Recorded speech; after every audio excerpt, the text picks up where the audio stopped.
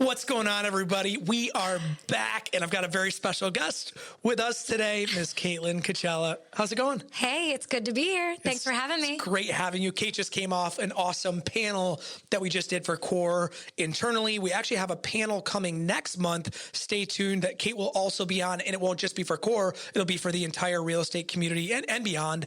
So check out that. Check out the dates. That's coming soon. But Kate, you know, I know I haven't seen you as much. Actually, the last month, I've seen you more the last 30 days than I saw you probably the last 8 months. It's good to be back. And I know that you've had a ton of stuff going on.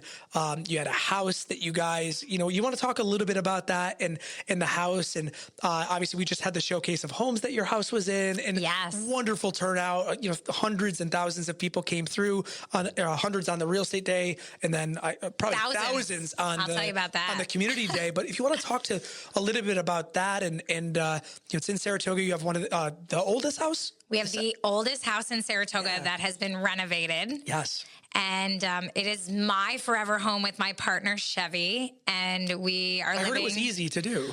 Oh, so easy. No, the hardest, probably most tough project that we've ever done in our entire lives. And what's crazy, and you and I talked about this, on our trip the other day, it's like, it's not your only thing, Right. It's not like flipping and renovating and, Airbnbs and the stuff that you're doing.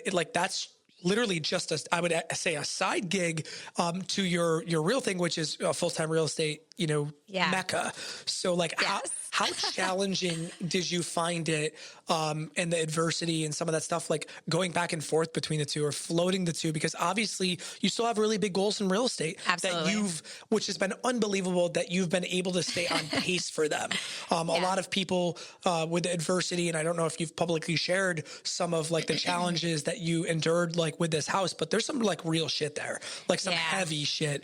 And you not only were able to overcome that, which most that in itself without real estate would have sunk most people, but it didn't sink you. And not only were you able to do that, you've had a stellar year and not really a stellar market in real estate. So talk a little bit about that. How did you hold it together?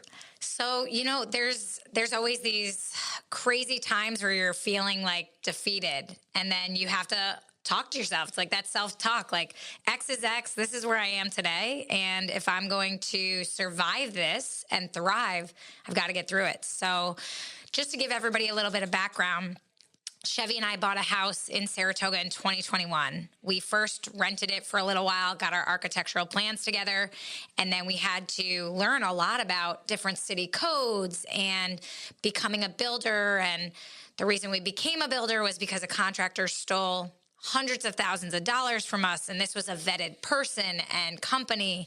And, our backs were up against the wall, and we still found a way to survive and thrive. And we're talking 2 years later now.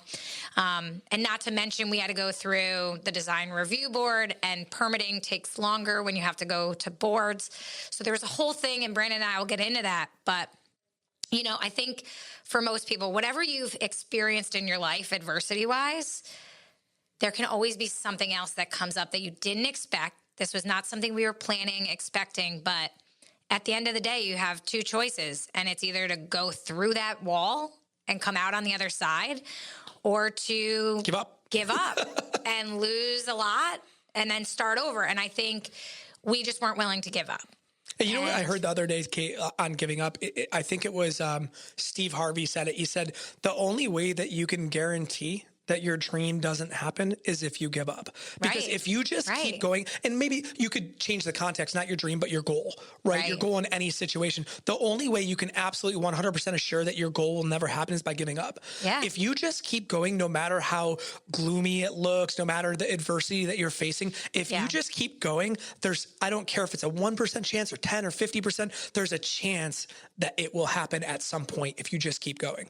And listen, at the end of the day, there was moments where we had every dollar plus dollars we probably didn't even have at that point. Yeah, future dollars that you thought were coming in. Invested because it was literally action. Like you have to make decisions on the fly and you have to believe in what you're doing in order for it to come back to you. And those are some scary and times. it's not like you can just like when your house is open, especially in the beginning stages, it's not like you can just stop and be like, guys, we're waiting for a couple paychecks to come in. We're going to not put the roof on. We're going to not put the windows in. Like you have a timeline, especially based on the time of the year. You have to get stuff done. Yeah. And also what people don't realize is if you lose a good contractor or a good trade, they have to go in consecutive order. And I don't think people realize how important that is because you can't have the electrician show up until this is done. And that can't happen until this happens. So in becoming a builder, I've learned an incredible amount, which is only going to propel my real estate career.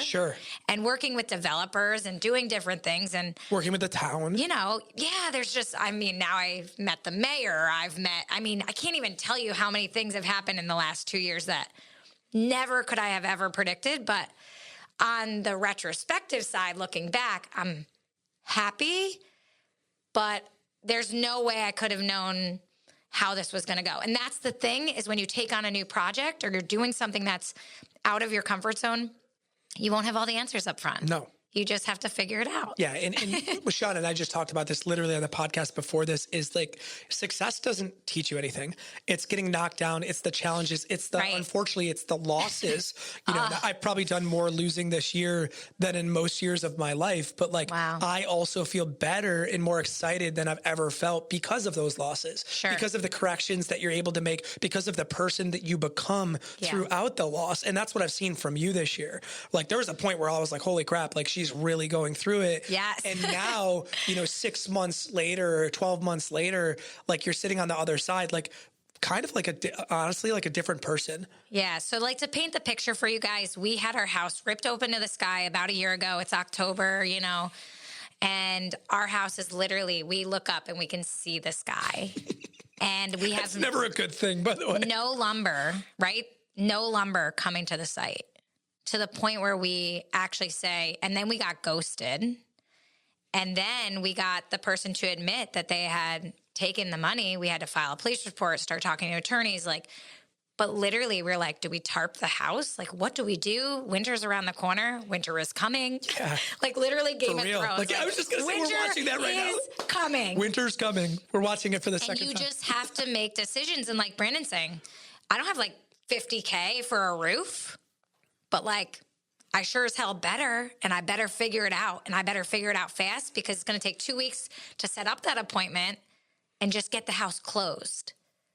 And it's just these things that you don't expect. Yeah. But now where would you say, because like, let's be honest, like life is just a series of things that you don't expect. Yes. And I think the people that are the happiest, number one, and that maneuver through it the best are the people that are okay adapting and adjusting to a life, life unfolding in a way that they didn't expect. Right. Because that's, I'd say a normal day, like most things don't go the way that you expect. Right. Absolutely. So where did you in your life, and I have an idea because I know you pretty well, but where did you develop that mentality, that attitude, that like ability to adapt and adjust like in the moment? Where did you think you developed that in your life? Definitely athletics. I knew it. And of course, Brandon and I both played soccer. He played at extremely high level. D1 soccer. So did I. Ohio State. Yes. Got your Ohio State red on right now. I know. OH.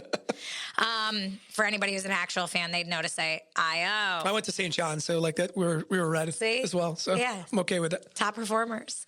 But you have to adjust. If you had a good half in the first half of the game or a bad half and you need to change it up, maybe what you're doing is not working. Maybe you need to, go faster, go slower, or you need to just like be silent a little bit and pay attention or tactically change. So I think for me, what I love is just like systems and how things change and how they evolve, and whatever you're doing last year, you can't do this year. Like I know for certain my year next year will be nothing of what it was this year. Yeah. Thank God. Unless you're doing another house. Unless we're doing another house, which we are open to, which is crazy to Chevy actually said we're going to take a little bit of a break. But then on camera, he said, maybe we'll do one for somebody else. I was like, whoa. Wow. So Stephen James was born. The good thing about that is it's not your money anymore. Yeah, at that point. It's a different level of risk, and I think that would probably be more enjoyable. Yeah, and it's fun to work with clients who have like visions, and there's not actually really a lot of builders who do renovations. Yeah. And it would definitely be custom projects. We probably would not be looking to do like subdivisions and things like that. Yeah. More like one-offs. Sure. Because we want it to feel special. And that's what the comments have been about our house is it's just so different and it's one of a kind. Yeah, it really, I didn't have a chance to see all the houses in the Saratoga, showcase. Oh, But man, unbelievable. the way that you guys designed your house, it really looks like something out of like Lux magazine. Like I love that. Shout out to any magazine who wants to come shoot at our house. It's really special. You guys did an incredible job and it's unique. And that's what there's kind of like a cookie cutter, like newer build type of house. It's not that, And what one of my favorite comments was some people couldn't decipher the old and the new. And so that timeless feel was like the absolute best compliment we could have ever received, where some people were like, is this the old fireplace or is this the new fireplace? And for anyone dealing with preservation, restoration, renovations, and we had a lot of critics, because we were the new builder on the block or the new people that were, taking this house that was condemned in the 60s, which is crazy, or almost condemned, I should say. It wasn't. But we did that. And what people don't realize is it's already been put through like 4 renovations. We needed to bring it back to like, not its original, but like, this is the new modern Saratoga, but with an old spin. And I don't understand that because, I do understand it because the new guy, or the new girl always kind of gets shit, especially in an old school town like Saratoga. But at the end of the day, like you guys did something so great for not only yourselves, but the town. Like you took something that was kind of an eyesore before you guys, you put a ton of money into it and you made this corner like a corner right outside of, you're talking walking distance from Main Street. I love it. That's right there. You guys did the town a service and the community because now all of your neighbors, I would think that you upped the value of all their homes too. Yes, I would think so too. And, we've met a lot of our neighbors and they've been so warm and welcoming. I imagine why. And they've come to us and said, I love what you've done here. And so it boggles our mind that there could still be, and we had like 1,800 people through our house in 48 hours. Crazy. And we literally kept getting, thank you for opening this up so we could just see it. I drive by this house every day. I was so curious. The outside looks so beautiful. I'm blown away by the inside. Yeah. And that's like, oh my gosh, the best compliment you could ever receive. It makes all the suffering, all the pain, all the adversity. It kind of makes it like worth it. Like watching it, not so much you, because you were pretty strong throughout the whole thing. And not that Chevy wasn't, but like it really, I saw it wear on him when I did see him. I really saw him really take on the burden and take on the energy of that home and it stressed him. And when I saw him at the showcase of homes and I just saw not only just like the huge freaking smile on his face, which was just so nice to see, but like his energy and like getting through it and what you guys had accomplished. It was just so rewarding just to watch, the hardship and then the result, it was so cool to see. Oh my gosh. Like our designers were incredible. Our kitchen designer was amazing. Our trim carpenter, no straight angle in the entire house. Our framer who helped us when the house was open to the sky. Our tiler. We had some really tough things that on a daily basis were like, audible, we can't do that. We got to do it this way. We have a beam this wide running through the floor, rip it open again, get the trades in. Every day was a challenge, but I'm really happy that I was also able to have my best real estate year in the last 8 years. Every year has been better and better. Yeah. And it was really a commitment. You helped me, Brandon, in terms of pushing me to say, go for 30 million. And Brandon knew what we were up against on the build side and the renovation side, but I probably wouldn't have set that goal for myself originally. I remember when I said that to you, when we sat down, you weren't even at core yet. And you were like, no, I was like, no, but it's possible. But then it was like, I committed to it. Yeah. Every day that was like what I would say to myself. And I was like, even if I hit it or I don't hit it, that's still the goal. That's what we're going after. Yeah. And I got like a couple months left. I'm still going for it. 100%. And what's crazy, it's like you came here. I don't know exactly what you did. I think you did 7 million the year before you came here. You did 12. Yeah. Something, about 12 and 13. a half. Yeah. 12, 13 last year. I know you're already at. Already surpassed that. You've already surpassed that this year. And it's not like, it's kind of an asterisk because you had a whole project. It's not like you were 100%. I would actually argue that you were 60-40 the house to real estate, right? Yeah. Like it took that much of your time and that much, not just your time, but that much of your mental energy to think. It was absorbing a lot of it, and you still have been, you're going to have the best year of your career ever, which is great. But it also sets up, like, what's 2025 look like? Have you thought about it? Have you had time to sit down and think about, like, some of your real estate goals? You know, what do you, I kind of know, but, like, what are you thinking about? So I will say there's a couple things with that. So also in 2024, we started, I started being the host of American Dream TV and started doing that. Throw that on the list. So that was crazy. Yeah. Absolutely insane, but amazing. I'm actually going to a conference where I'm going to, like, be with the best agents all around the entire country 2 days after the showcase ends in a week. That's amazing. And I'm just an avid learner. So I think, like, now that I know all the I don't know all, but I know a lot of the construction side. I'm going to go learn from, like, the best agents, re-engage on that front, social media content, being the best producer of all my listings, photography, videography, working with the best people in those industries. Like, that's what I'm excited about, is, like, bringing those listings to, like, another level. Yeah. I mean, we just did one last week. It was awesome. With our guy, Ryan, here. We can't tell you his last name because we don't want you to steal him, but there is a Ryan in the background and you can't see or anything else. But like, how Ryan's able and how we're able to bring this, listing to life and bring this video, which we're actually probably going to post today. Yeah, in the next few days, for next sure. couple of days. Like, it's just amazing when you actually care. You have someone that knows what they're doing, and you have all these ideas and visions, and you bring that to light. Yeah. It's amazing what it does to the listing. Well, and what's funny is, like, a couple years ago, or maybe like 2 years ago, I started doing videos that were more like lifestyle. But now I'm going to take the videos that we're going to do on listings and actually show the lifestyle. So not only are we going to do, like, B-roll, which is, like, just filming kind of around the cities and things like that, but we're actually creating a following of people. And you're going to find agents that I think different people vibe with. And the same with who you use on, like, your content. Like, just show up as your authentic self. And people say it and this and that, but it's not just about showing up. It's about showing up consistently. Yes. And I feel like that's something that you and I both, like, commit to, but that's also, I think, because of our athletic background. Well, it's about being disciplined. And I think that's, I'm hopefully going to have kids, you have kids, and hopefully soon. And, like, the one thing that I want them to understand is discipline and consistency and commitment. Right. And I think that's, like, you have to get your kids in sports. I don't care if they're into it hardcore or just into it a little. I think that it imprints on people enough where it at least teaches them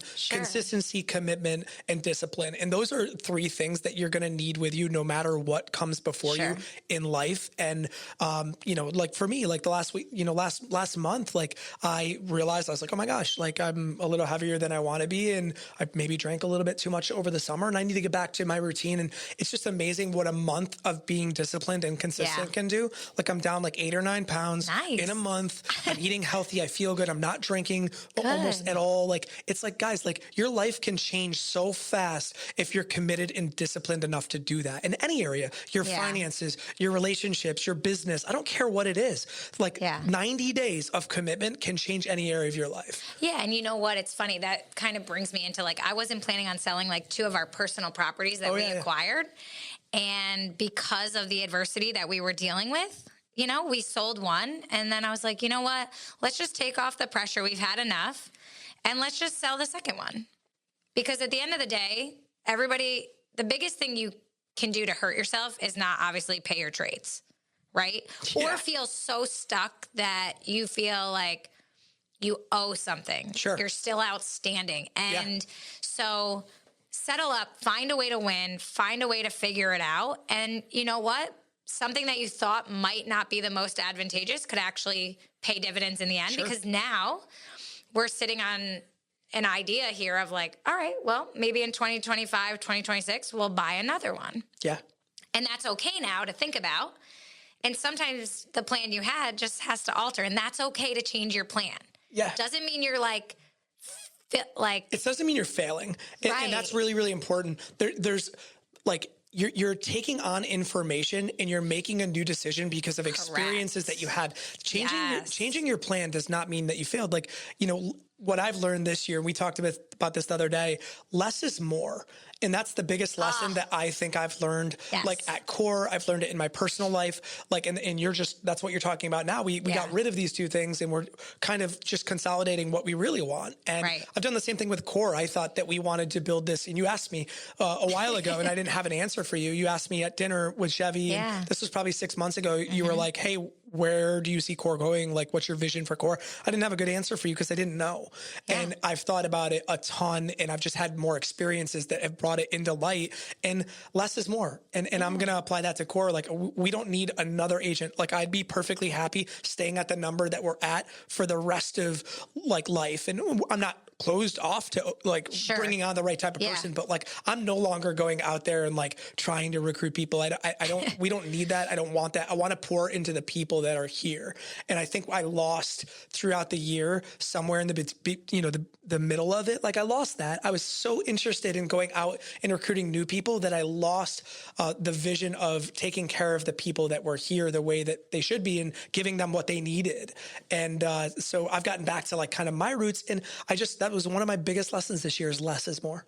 Yeah. And I really want people to realize what Brandon's saying. It's not about less as like that as a pure definition. It's about the quality of having less. I still want everything, right? I still want to grow. I still want, to expand. I still want to challenge myself. So take it in context, right? Right. It just 100%. means that, I want the right things. I've actually backed out of a couple businesses this year that I was part of because they weren't the right situation at the right time. And if they're not the right situation at the right time, then it's not the right thing. And I totally agree with you. It's so funny. Chevy and I were like, oh my gosh, all these people want our phone number. They want this, they want that. Do they want real estate? Do they want rentals? Do they want to build from the ground up? And we just looked at each other and we said, you know what, let's just be open and we'll just talk collectively and then decide what's the next right move for 2025. And we don't know what that is. Kind of like what you were saying. You didn't know what the answer was 6 months ago when I asked you a random question, and people ask me, so what's next? It's just got to, I know it's got to feel good for me, and it's got to fit. Like, my vision is becoming clearer and clearer about the life that I want with my family, at work, with my friends. So it's like, it has to fit perfectly into my life at this point, because I have a really good work-life balance, and I don't want to disrupt that. And guys, at the end of the day, the reason that we're really here is to enjoy life.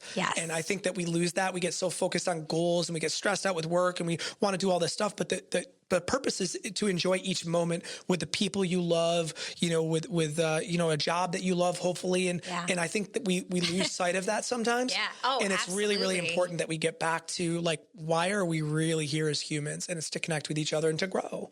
So let me take something from there. All right. So throw it back to 2021 when we bought 69 Van Dam. Okay. We are literally, I don't know, less than a year after that point, probably 8 to 10 months later, we end up having an opportunity to buy an investment property next door to Van Dam. This is going to be like my first rental in Saratoga. It took everything of us, because usually with an investment, you're putting 25% down. Sure. That already depleted us. Okay. So this is the timeline, guys. And then we bought that property. We started renting it, right? We put money into it. We painted it. We bought furniture. I mean, we went all in because Saratoga is awesome and there's rental options. And we felt so good about our house. We wanted to keep it up and make it even better. Then we end up deciding to renovate earlier and faster than we thought. Stuff goes crazy. We could have never anticipated this. We already have the furniture, the paint, and everything else we've already put out for the investment property. And then when we are going to buy that investment property, it only comes on because Chevy talks to the neighbor, talk about forming relationships and why life is important. But also, like, one of my best, closest friends from college ends up passing away from cancer. And it's one of those life moments, like you said, like, it's what's important, where we're boarding a flight, we're going to her service, and we're like, do we do this or do we not? And we decide to hold off for 24 hours. We get back on the flight on the way home, and I'm like, you know what? Like, nothing's guaranteed. And you and I talk about this all the time. And we took the leap of faith, and like, obviously 3 years later, here we are. But man, do we have to go through some stuff. But like, my friend's not even here, so it's kind of like, do the most you can with whatever day you have, because it's not promised. And it's really, getting to know yourself too. And I think that that's what's happened this year is that I've gotten super quiet, inside and not, because there's always so much noise in society today from peers, from social media, from all of these other things that pull you and you give them weight. And when you stop giving those things weight, I'm not saying that they're not important, but when you stop, when your inner voice becomes the most important thing and those just become secondary, you can hear what the right thing for you is. Because I can't tell you what's right for you. You can't tell me what's right for me. Only we know what's right for each other. And when you really get in tune with that, it becomes a lot quieter and a lot easier to make difficult decisions. And they're actually not even difficult. It's like, no, this is the right decision. And by the way, I'll tell you this, when you get more successful and you have more disposable income, more opportunities come your way, and they're not all good. I used to be the kind of person, Kate, where every opportunity was the right opportunity. Yeah, like, because let's do it. I had something to prove, I can do it. Well, you know what? And that was my ego. And that's another whole different story that we can talk about another time. But just because you can do it and you're a winner doesn't mean you should do it. Right. Because what's it going to take away from? That's what I mean. Something that you might not be willing to give, like time with your kids or time with your, my girlfriend or whatever, time with my family. That's a price now that I'm not willing to give in certain contexts. So it's when you get quiet and you know what you want and you block out the noise, life gets so much better and decision making gets easier. I agree with you. I 100% agree with you. And you have to be strong enough and confident within yourself first. Because you're going to get ridiculed. You guys doing this project in real estate, and there's going to be opposition. Always. Standing there waiting for you. Almost like you have to expect it. Yeah, sure. Just like an athlete. In order to fight it head on. And it doesn't mean actually fight, but it means stand your compass and your moral ground and whatever that is for you. Having boundaries. Yeah. And being true to those and saying hey, listen, I believe in this. And thank God, we go back to Thomas Edison and, Elon Musk and these people. Thank God for these people that believe so much. Columbus, right? These people that believe so much in what they were doing. Everyone was no, literally everybody. They were the only person that believed this. That's such a good point. Everyone, not one person believes in what you're doing except you, and you believe it so much that you're willing to die for it, and you were right. It's incredible what you can do when you feel like that. Yeah. And I hate to say that we did feel like that plenty of times throughout this project. You literally felt you were going to die in a way that could have wiped out your entire life. Yeah. Your entire life that you've built to this point in time could have been wiped out if you didn't get it done. And you know what? I would have just probably put my head down even stronger. Yeah. And I would have found a way to rebuild myself up again. 100%. Champions find a way. Man, I'm glad I hopefully won't have to do that again. No, you did. Kate, if there's, to wrap things up, I know you guys got a listing appointment to go to, if there's one tip going into 2025 that you would share with everybody, couldn't be real estate related or not, what would you share? To have an epic, best year of their lives in this coming year? I would say to have an epic year is to commit, whatever that is. Don't commit to 7 things like me. Commit to doing 1 or 2 things really, really well. And don't step off the gas. And when you feel yourself stepping off the gas, I had about 3 days probably this year where I needed half a day off because that was really all I was really allowed. And I just needed that to reboot myself. So it's okay. Those times will happen, but just commit and then stick to it. If you find yourself falling off, just get right back on. It's okay. Yeah, and that's a big thing when you're committed that I want to say, whether it's a diet, whether it's a goal that you have in sales, there are going to be times, and it sucks when they're in the beginning because it's kind of demoralizing when you get off target in the beginning, but just recognize where you are and recommit to what it takes from here, not from here, because you're not here anymore, right? You're here. When you're over here, make that recommitment to get yourself back. Yeah. Or sometimes adjusting the goal slightly, Yeah. if you get really far off, changing it a little bit, that's fine too. Because if you're so far off and you're not going to do it, and now you're taking no action, that doesn't no serve action's you. the worst. That doesn't serve you. So I'd rather have you readjust your goal. Sometimes we have to have you readjust it bigger because you get over here and you're like, oh my God, like I'm going to overdo this. Now we have to readjust it in a positive way, but you got to keep yourself moving forward. You got to be committed to something. Okay. And here's like the smallest example. And I've told Brandon this before, like, if you are trying to work out or make calls or do this or do that, literally, I used to do 1 push-up and 1 squat. This is like not even a joke because I wasn't working out anymore, which I know all of you think that I do all the time. I actually haven't. Just good genetics. Because I'm just constantly moving Yep. and chasing children. But literally, I started like with 1 push-up and 1 squat, like anywhere. I would drop down at a park. It didn't matter.